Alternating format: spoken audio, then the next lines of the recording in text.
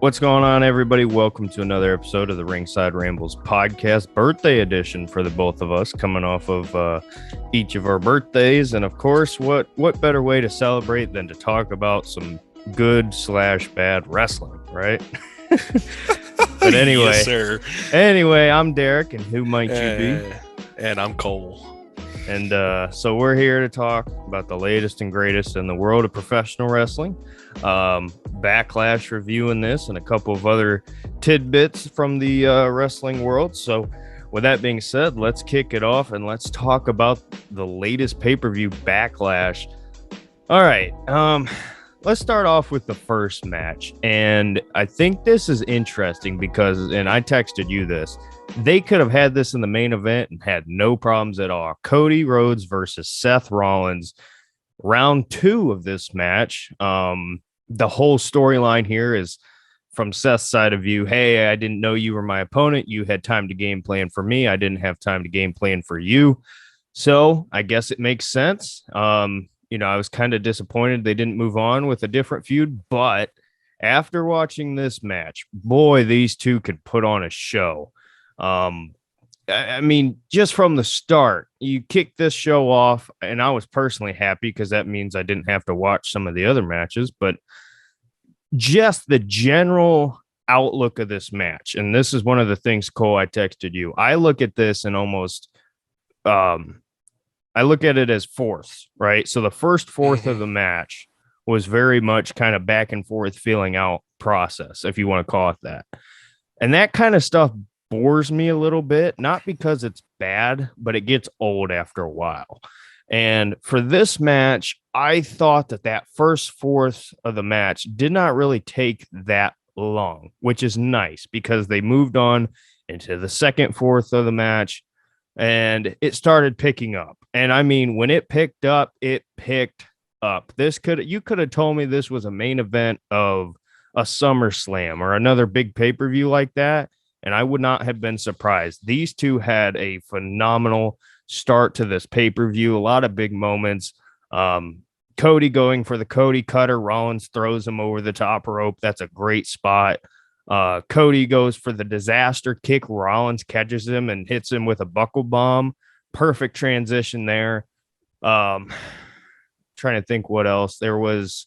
I want to say it was a suplex into a double suplex that turned into a crossroads for a false finish. I mean, this match was perfect in my opinion. I have a friend who's like, hey, I want to start getting into wrestling. What should I watch? And of course I told him, don't watch any of the current stuff. But I told him after this show, I said, if you want to watch a good modern day match, this is the one to watch. These two are phenomenal. Both of these guys can work. But Cole, in my opinion, this is the Cody Rhodes that is perfect for WWE. He never really fit AEW, in my opinion. It worked for a while, but the guy we're seeing right now is a guy who can be the top of this company. Oh, absolutely. The little bit that I saw from this match, to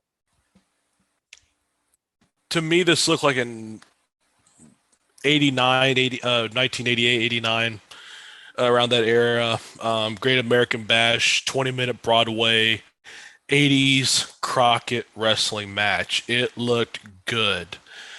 You have two guys, even though I don't like Seth's gimmick, but you got two guys who can work, who can go 20 minutes in the ring, 30, 40, 50. They could go an hour and still keep the fans glued to the action. And that's exactly what we need more of in today's wrestling, because we see a lot of people flying up and down, doing a bunch of jumps and stuff, but not a lot of actual technical wrestling. And this is a really good breath of fresh air, watching these two guys put on a nice 20-minute Broadway, simple pinfall. Cody Rhodes beats Seth Rollins. Lots of pretty maneuvers. It just looked excellent up and down the ring. And you know what the best part was? So for me, this was better than the WrestleMania match. I think by far. I think there was a lot of hype with that WrestleMania match just because of it's geez, if I could speak English, it's his debut back. It was something that was more of the general story versus the actual in ring. But and to me, the best part about the top of the top in terms of professional wrestling, what's your ability to put on a good show as far as the athleticism and the back and forth in the ring, but also tell the story that you're telling at the same time using, your athleticism and the back and forth and the counters. It was perfect to me. A lot of ducking the pedigree again, just little stories like that the fans go, oh, I know what that's from, just because of the comparisons with Triple H and Cody, from AEW. It was just great to me. And the way that it ended was basically Rollins tried to cheat, rolling up the tights to get the pinfall, and then Cody gets out of it and he rolls up the tights to get the pinfall. And this is one of the things that Cornette said was, hey, somebody was saying like, that's confusing. Why would you have a babyface use a cheat to win? Well, no, it's not really. It's, hey, you try to cheat me, I got you back with your own thing. To me, could not have been any better. And it wasn't like my only my only problem with the first match was it seemed like a greatest hits type thing for Cody Rhodes, coming back to WWE. This match seemed more that it was planned out, like I said, to tell a story.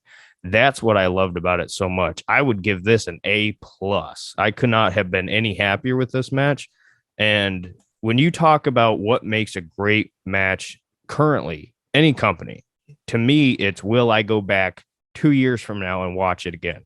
I will this match. I've already watched it 3 times. That's how good it was to me. A plus for me. Oh, absolutely. Yeah. A plus on my end here. So the next match, which our favorite, Bobby Lashley versus Omos. I think it was just a normal match, no stipulations. I'm going to be honest, I really didn't care a whole lot about it. Pretty decent back and forth. God bless Bobby Lashley for trying to get the most out of this, but I mean, you can't turn. I mean, this is. I don't know what they expect him to do. I mean, I've said it many times. When we talked, I don't hate Omos. It's not like he doesn't have the look. To me, he passes the eye test in terms of if you saw this guy walking on the street. I mean, this is a massive guy, but the facial expressions are not there. He cannot sell to save his life, and his in-ring work is terrible. I understand why you would want to keep him around. Send him to NXT. They have to. There we go. They have to. You cannot continue to force feuds with this guy, and he cannot work, because what happens when you put him in the ring with somebody who's not nearly as experienced as Bobby Lashley? You're not going to be able to carry him the entire time. And this is one of the biggest points in this match to me. Bobby Lashley went for the giant tie up in the rope spot, for the bigger guys. And he didn't even know how to fall backwards. Like, just little stuff like that should not be a problem. Overall, Omos wins, whatever, getting revenge for WrestleMania. I'd give this match personally a D. I didn't like it at all, in my opinion. Again, like I said, Bobby, and this is one of the things Cornette said, Bobby Lashley was somebody that you had as your WWE champion not that long ago. And here he is jobbing out to Omos, trying to carry him through a match. Like, it's just disappointing. It's disappointing. But you got anything on that one? Okay. This kind of goes back to this conversation I was having with you a couple days ago. I fast forwarded through this thing. I didn't want to see it. I mean, hell, let's be honest. I already saw WrestleMania. It sucked. The match between Bobby Lashley and Omos. I wasn't going to put myself through that again. I mean, get this guy. Okay. At least they got him a manager, for one. At least they got him with MVP. Good. But this guy is just a big, wall post just standing there in the middle of the effing ring.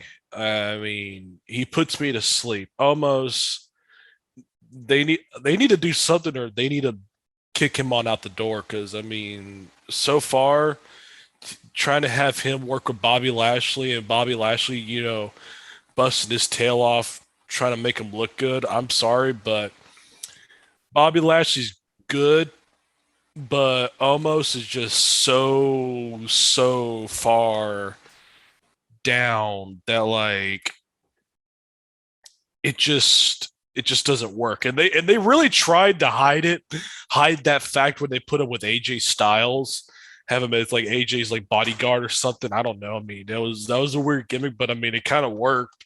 I Yeah. mean, but the way they're just using him now, you know, Bauer, Vince McMahon, if they don't put him in, if he doesn't do good in NXT, they need to get this guy's release and get the hell on out the door. Yeah, I agree. I just don't know. It's almost like, let me use a football analogy here, right? Because obviously that's what most of the stuff on my channel is. If you have like a receiver, right, who's got the height, he's got the speed, he's got the athleticism, but he can't catch to save his life, you can look at him and say, hey, he's got the size, he's got everything you want, but he can't catch. It's like Omos. He's got the size, he's got the look, but he can't do it.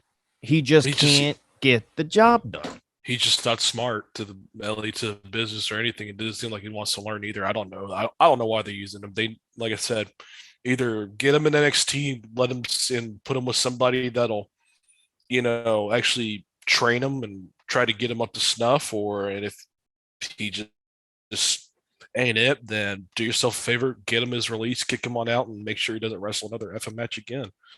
And I don't blame him, Unless though. I think this is completely WWE's fault. They jumped the gun with him. They didn't put the work to yeah, develop him. that is true. So, That they did screw that up, and I mean, but if they're gonna get this guy, looking like Kane or looking like Big Show or any one of those guys, I mean, they need to do it now. yeah. Well, and guess what's next? They have him, I think, I could be wrong, but last I heard, the next match for these two is going to be in Hell in a Cell. Are you telling me that Omos is going to be able to work in Hell in a Cell when he can't even work No, a normal match? no. I mean, that's No, I'll just skip through that match too. I don't want to see Lashley versus Omos. It doesn't work. We saw it at WrestleMania, and that was like a C minus at best.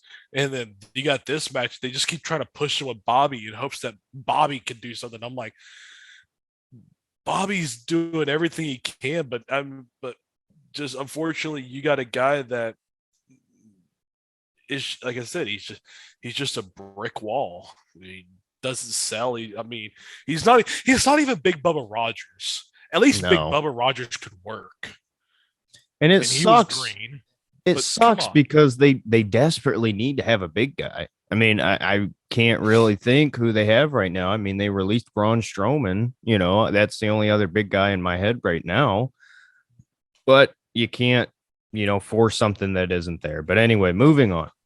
So the next match, AJ Styles versus Edge.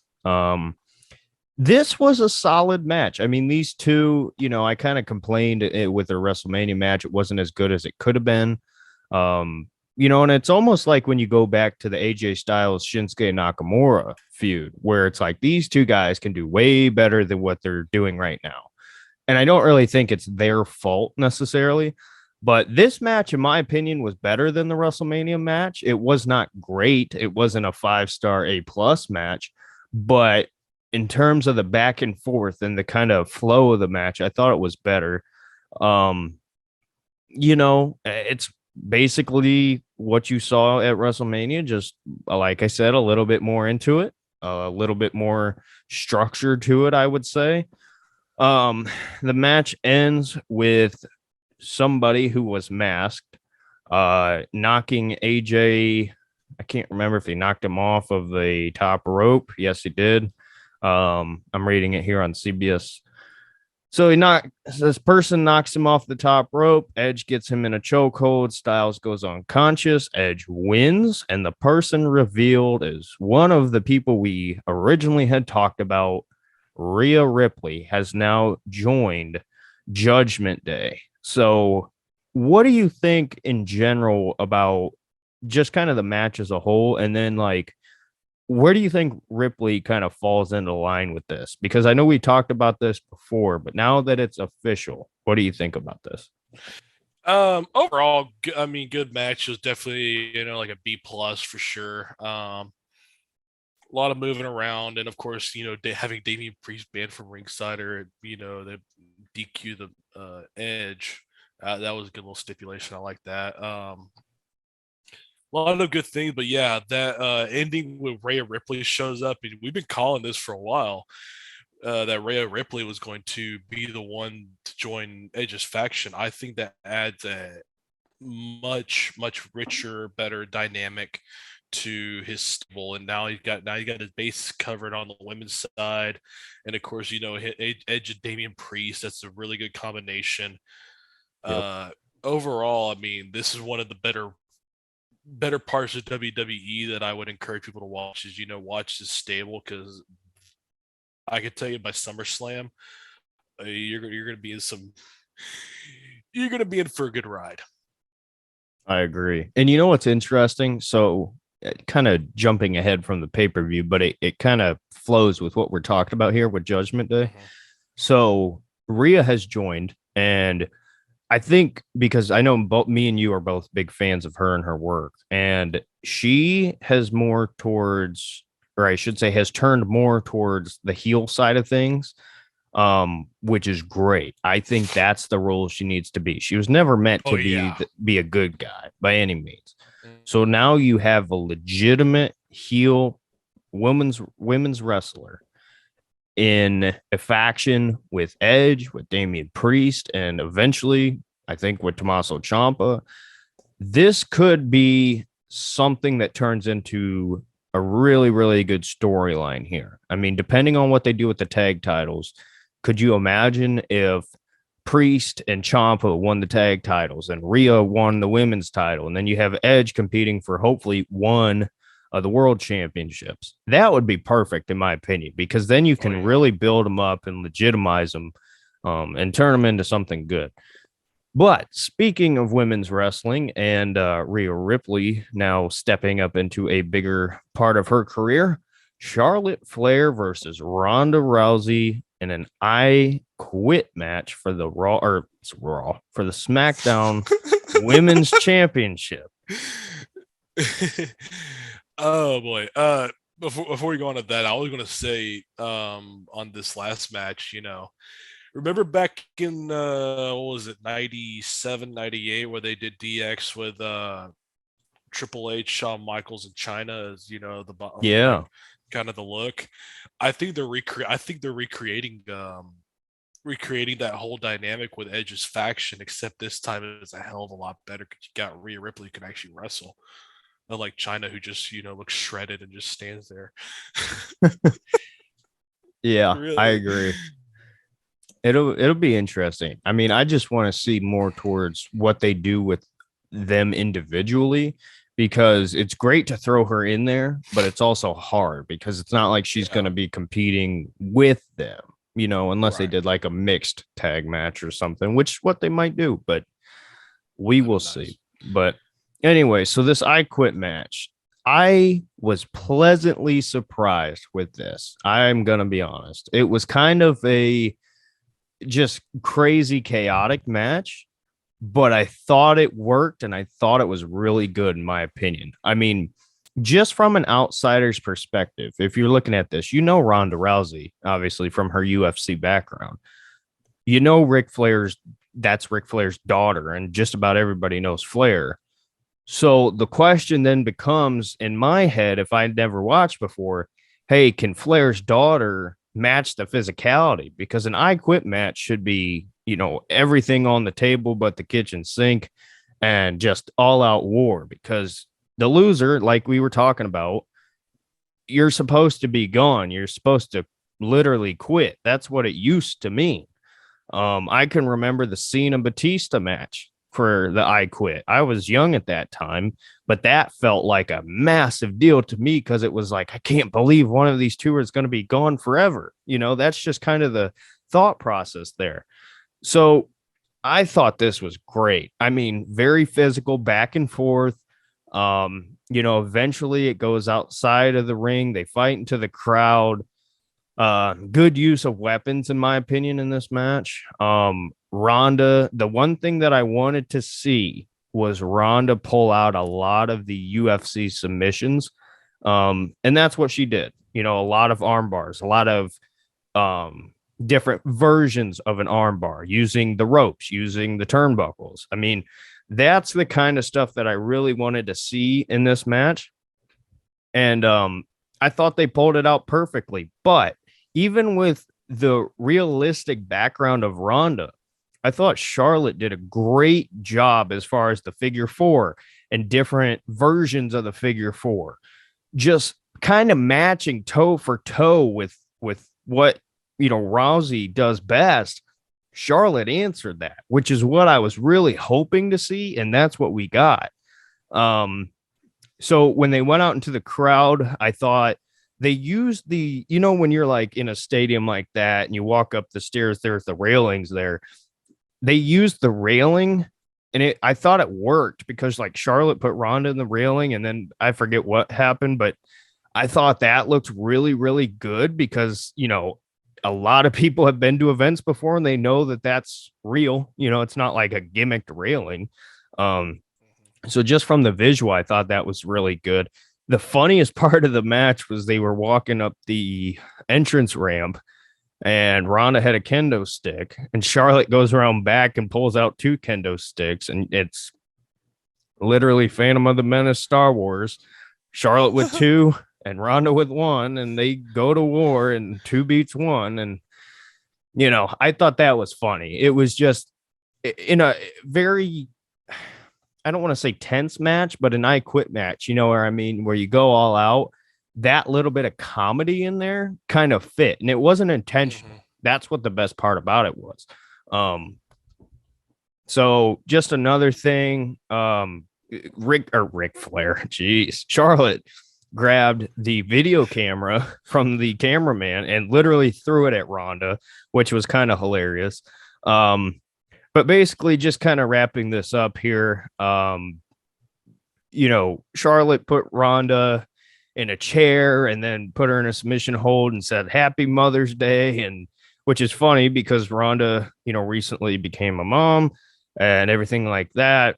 And, it just kind of escalated from there. But then Ronda puts her in the armbar and torqued it in a way that it looked very realistic. And, and of course, Charlotte quit, which I think was expected. But doing that and all the work they did on the arm for me was perfect because then after the match, of course, there's a worked injury of, a broken forearm or whatever it was. So I thought it was great. It was a great way to kind of wrap up this feud. I thought it was good back and forth. And they wrote Charlotte off TV because she's getting married, and it worked and it looked good. What do you think about it? Yeah, absolutely. I mean, definitely a much better match from what we saw at WrestleMania, that was for sure. Ronda definitely improved her style and game and adapted herself into the wrestling rather than what she's used to with UFC, and performed a much better match this time around. But either way, yeah, the I Quit stipulation, it's weird seeing it now how it's used compared to what it used to be, because back in the territories an I Quit match worked was that pretty much the guy that lost would legitimately leave the territory, go to another territory and work in that territory for 6 months and then come back as a repackaged product, and then they would use them again. So that's usually how those I Quit matches work. But the fact that they did it like this, I mean, it works. They technically had Charlotte break her forearm and put her out for a while. So it worked. It was much better than what we saw at WrestleMania. That was for sure. Yeah, definitely. And I had really low standards for this match just because of how bad the first one was. And I heard somebody, maybe it was Jim, somebody else, maybe, I don't know. I think they have real heat between the two of them. So I thought that this was kind of a good way of publicly taking advantage of that, if that makes sense. But yeah, like you said, I thought it was really good, pleasantly surprised to say the least. Um, Moving on, and this will be a real quick review. Moss versus Corbin. Don't care, never will care, never have cared. This match to me was probably a C.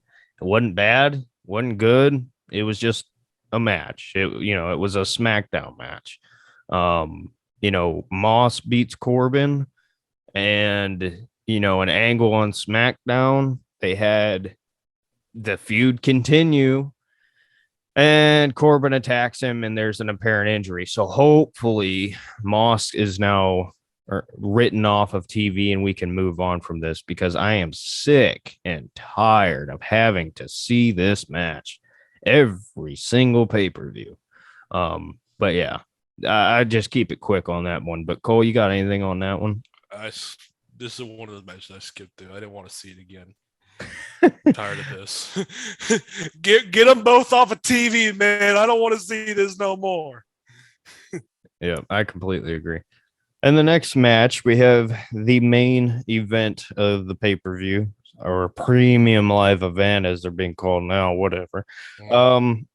This was perfectly described, in my opinion. I forget who said it. I can't remember, but this is more so a house show main event versus a pay-per-view main event. And I'm, of course, talking about the 6-man tag with Roman and the Usos, the Bloodline, versus Drew McIntyre and RK Bro. This was, it is what it is. I mean, it wasn't a bad match. It was good for what I expected it to be.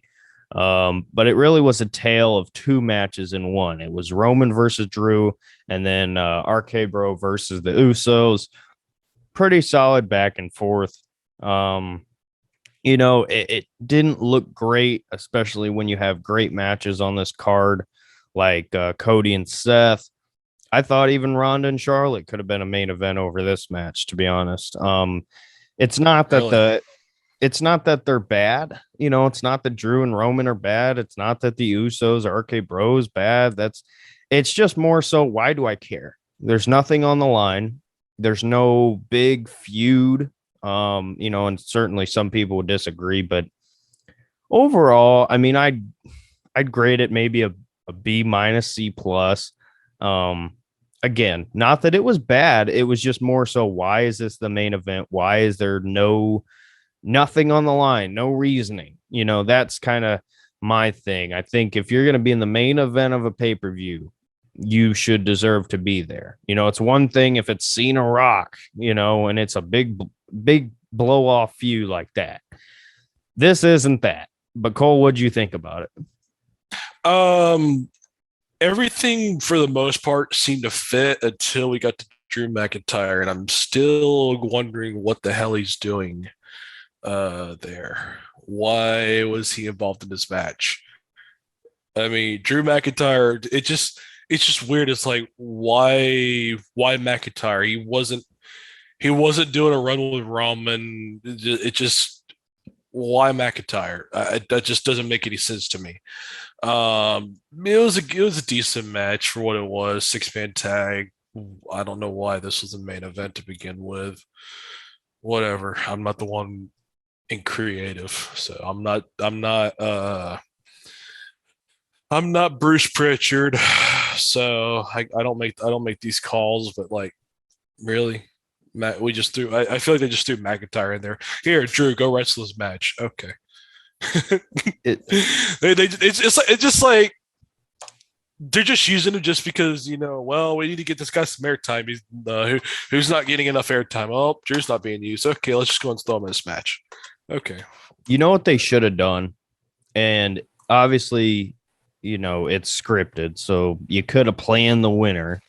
So what they should have done, if they were smart, because we're having the tag title unification match next week on SmackDown, why not on the pay-per-view? Why don't you have a 6-man tag match where if Drew pins Roman, he wins the titles, which obviously he wouldn't because they're going to keep it on Roman. And then if either member of the tag teams pin the other member of the tag teams, the winner wins those titles. Or have it be an elimination to where you have, Randy has to face the Usos on his own and he, knocks out one of them and has his comeback or whatever, but he just can't win in the end. Like, they could have done this so much better, in my opinion, and it's kind of like I said, this is a house show main event. This is a SmackDown main event. This is not a pay-per-view main event. And it's unfortunate, but it seems like more example of WWE not knowing the storylines, not knowing where they're going with things. Because why wouldn't you do a unification match on a pay-per-view, not a SmackDown? Yeah, like there was nothing on the line here. This was just, let's just have a 6-man tag. What?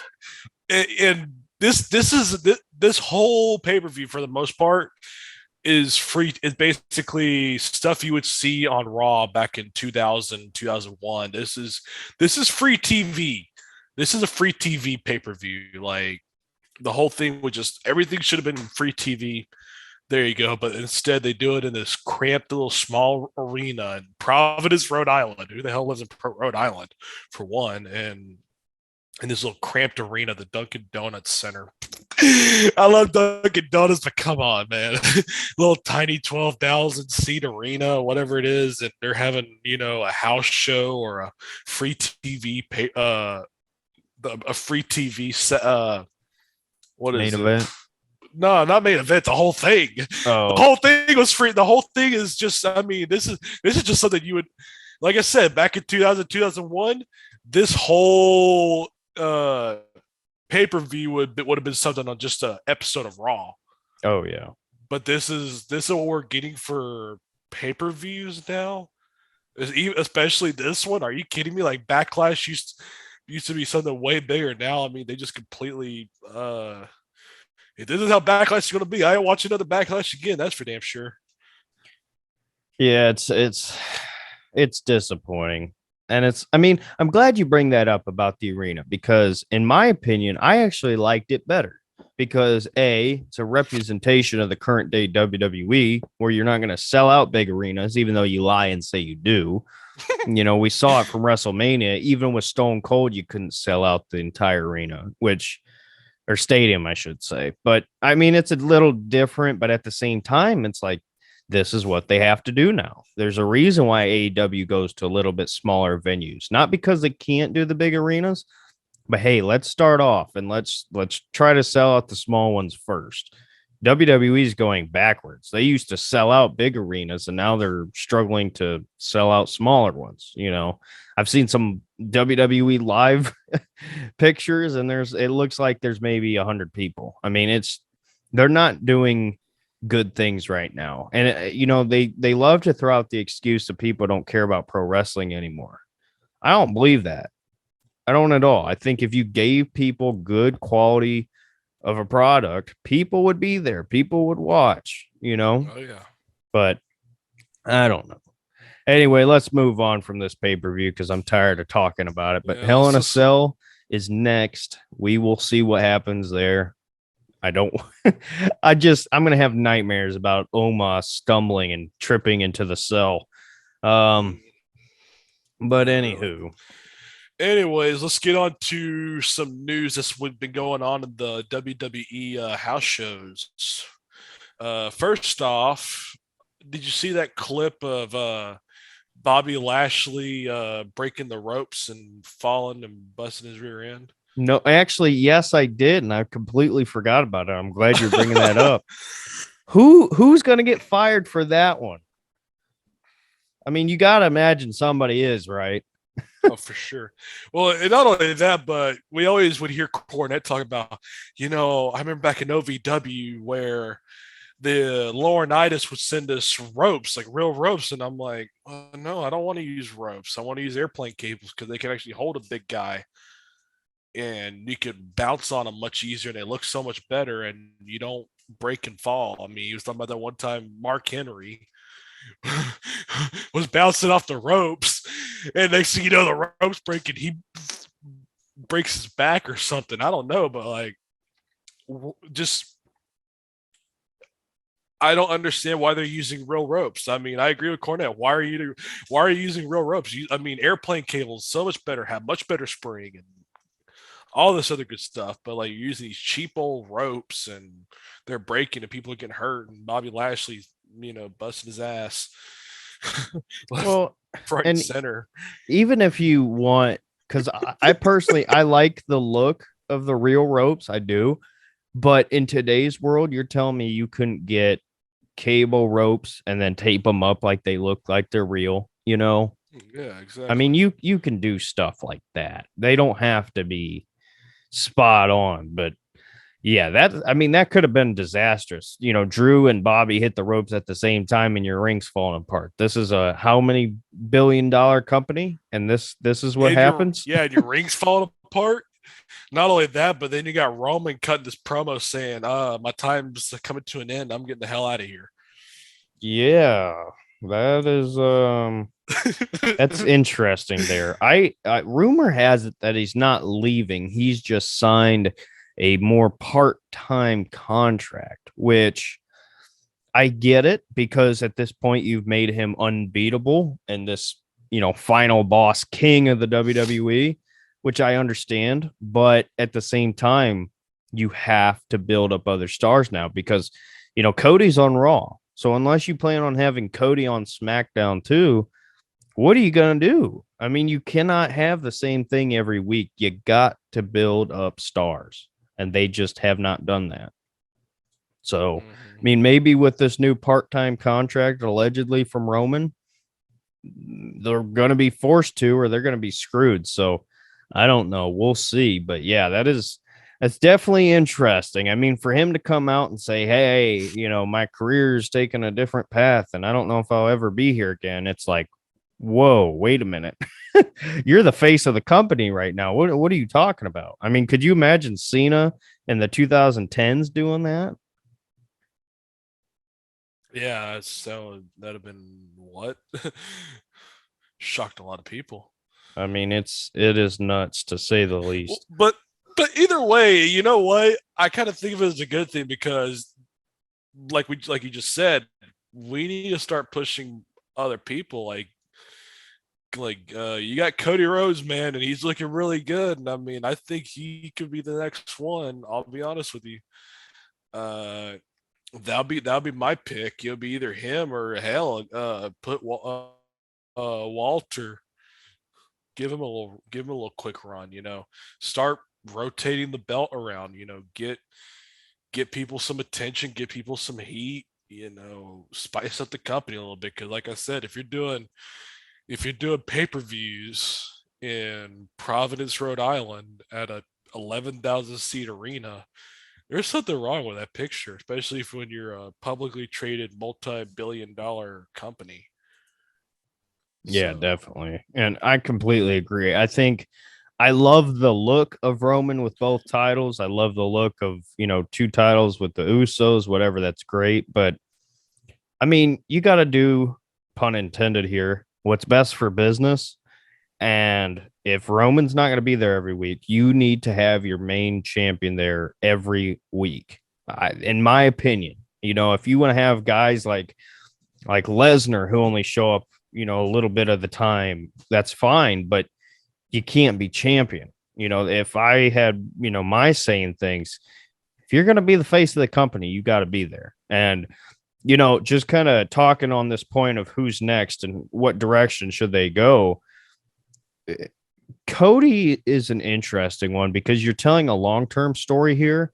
And apparently WWE has the main events of WrestleMania for next year already planned. So they got something big, hopefully, in store. I mean, we know things change, but Cole, I'm looking at the current landscape and the only star And I don't like to use this term because it's overused, but the only guy who is somewhat over, who could get pushed, and have a title and take it to the next level, it's Randy Orton. It's Randy Orton. I mean, It yes, could work. Yeah. It could work. you're going back to the well, and yeah, he's a vet, and you're not building a new star. But look at the crowds. I mean, do they care about Matt Riddle right now, or do they care about Randy Orton? They care about Randy Orton, and he's doing his best work right now. Come on. So, I mean, Matt Riddle. Yeah, I mean, could you Matt Riddle? Could you have it to where? Oh, I don't even know. But the only way, in my opinion, that you could do it is have Roman versus Randy for the WWE Championship, because I think they should keep the Universal on Roman, because that's the A show and he's supposed to be your A champion. So keep that. I don't know why they have a Universal Championship to begin with. I don't either, but it's where we're at. It's just something to give Roman, and I'll be honest with you. I feel like Roman's been pushed way too long. Like he should have lost those titles like 2 years ago. Really. Yeah. I mean, I can appreciate what they're doing, because I mean, when's the last time we've had a long-term story like this? So I'm not going to complain too much, but at the same time, does he have to have both titles? I think that's kind of the question. So I mean, the only way I could see them making it work is if you had Roman versus Randy for the WWE Championship, and Cody screws Roman. So then you could have that excuse of, hey, he didn't get beat clean, because that would ruin his image right now, in my opinion. But you could take a title off of him. You know what I'm saying? And maybe down the line, have Roman win it back from Randy. And then you could set up Cody, because here's the thing. I don't want Cody winning no Universal Championship. I want Cody winning the WWE Championship. That's just my personal opinion. Because that's the story you're telling. You're not telling the story of Dusty Rhodes didn't win the Universal Championship. Dusty Rhodes would have laughed at the Universal Championship. You want to tell the story of Dusty Rhodes wanting to win the WWE Championship. That's why Cody needs to win it, in my opinion. But it's great that they're trying to do long-term stuff, but you've run into a problem here. And I think it's an easy fix, but they can't ruin it. And I fear that's what they're going to do, because I love Drew, but he's not the guy right now. Sorry. But anywho.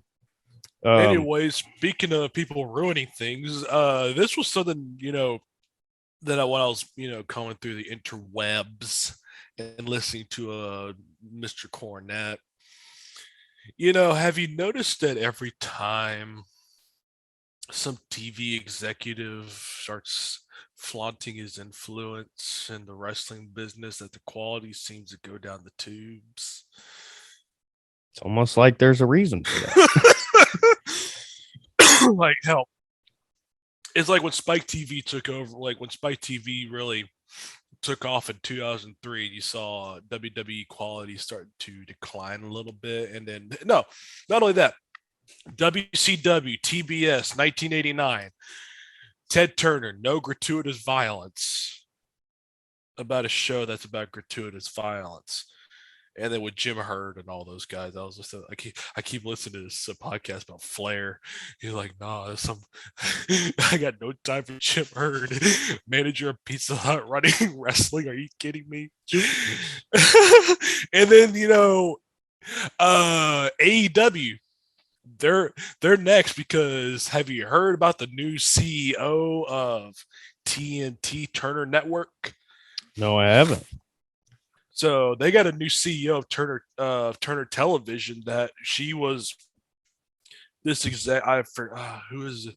Let me do this real quick. Who the hell is this? Well, anyways, Turner got a new CEO. It's this woman who used to run like Food Network, Travel Channel, uh, and she did History Channel. And basically, they're and the way from looking at what she's done,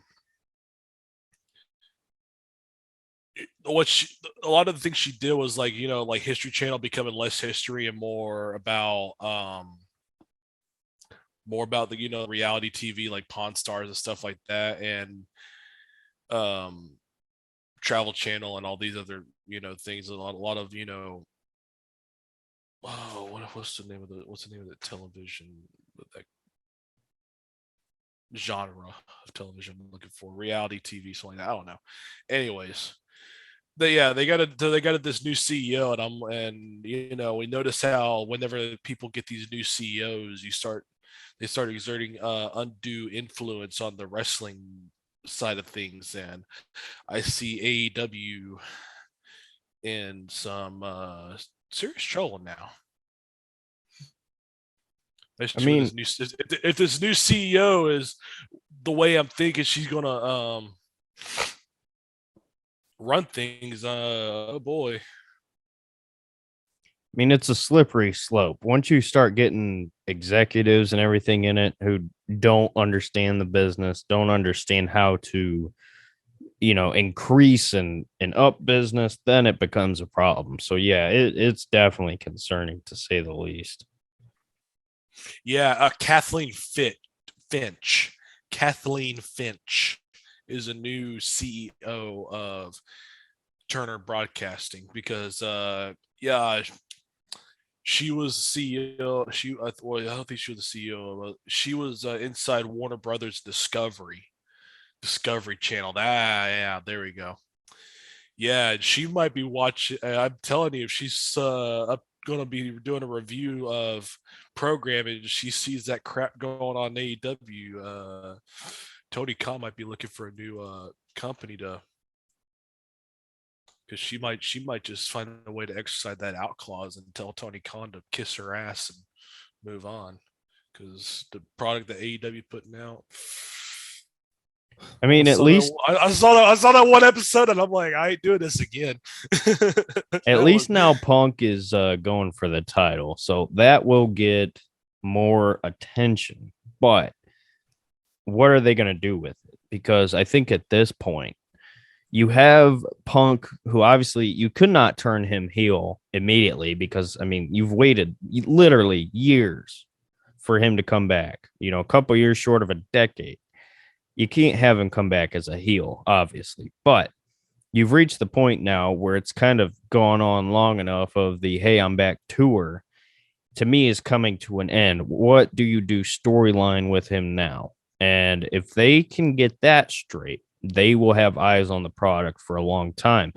Because the summer of Punk in WWE is what really made CM Punk, that pipe bomb promo and the 360 whatever days of holding the WWE championship. That is what they need to do. Obviously, don't copy it, but something along those lines in terms of the impact and the attention that you can bring on the product. That is what they need right now, in my opinion. And they're building up younger guys. Wardlow's doing his thing. MJF is always good. I don't even know what Jericho's doing right now, if he's even there, but they have, like we've said a billion times, they have the guys to do it. It's just the execution. So we will see. I'm not gonna, tell people it's gonna be terrible, but I don't have a ton of hope, but prove me wrong. That's kind of what I have with WWE now, and it's kind of the same thing with AEW at this point. It's like, hey, just do it. You have the ability to just get it done. Yeah, let's see. I don't know, man. The, it gets more and more difficult to watch. Sometimes they do something good to really knock me off my feet, but right now after this total dud of a pay per view and the competition being very, very difficult to watch now. I mean, no, I don't even like I watch the highlights, but anyways. Hey, I know we're kind of coming to the end here as far as what we planned on talking about today, but I have something that I want to throw in here. I don't know, you probably didn't Mhm. see it, but have you seen the latest episode of Young Rock? I have not. It is hilarious. It's so it's The Rock's first match in the WWF, and they have basically a locker room scene, right? And they have a bunch of guys. They have Stone Cold, they have Triple H as Hunter Hearst Helmsley, Mick Foley and the Undertaker, and they had Colt Cabana play the Brooklyn Brawler, which was perfect. I mean, Colt Cabana was the best part of the show for me for that episode. But I'm telling you what, I know, maybe you might not be happy with it because it does kind of, I don't want to say it embarrasses the business, but it is. Here's how I look at it. It's more of a comical take on wrestling, because the whole story is supposed to be a comedy, really. But the guy that that they had playing Stone Cold looked nothing like him. He sounded like him. He did a great job on the vocal.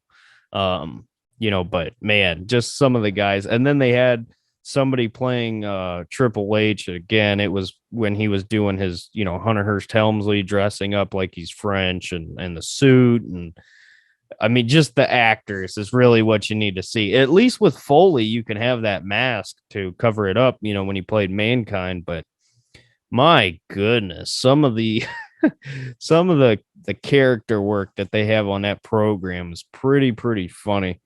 But I mean, if I were you, I would just say look it up because it is Mhm. it is pretty entertaining to say the least. But yeah, Right. um, Anyways, here's a little something that could fill in some time. Apparently there's this little rumor that Bray Wyatt is done and done for yeah, good. yeah. I I know he's working in horror movies, which I think that's good It for him. works. It It works, yeah. it works. I mean, he's been doing that with professional wrestling for shoot a long time. I mean, even when he was back to his evil swamp man Bray Wyatt days with the Wyatt family, rest in peace to Brody Lee, but Luke Harper and Eric Rowan and those days. I mean, he's been doing this forever. So I think it's a good career fit for him, but I I would prefer that he does get back. I mean, I know AEW is not the company that would take him on, and I know there's a lot of people who don't like his stuff, but personally, I think I don't want to say it's great. There's definitely great moments, but overall, it's a great kind of change up, because I mean, why would here's my thing. Why would the WWE release Bray Wyatt? Because he's one of their top merch sellers. He brings a ton of attention on the product. When he started the Fiend character, you had more people watch the YouTube clips and the Firefly Funhouse stuff than ever.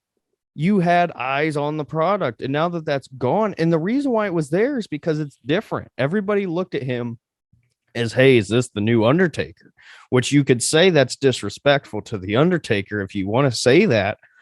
But in the reality, they've been working on this for years. They had a Bray Wyatt Mhm. Undertaker match way back when, and Oh yeah. Undertaker won.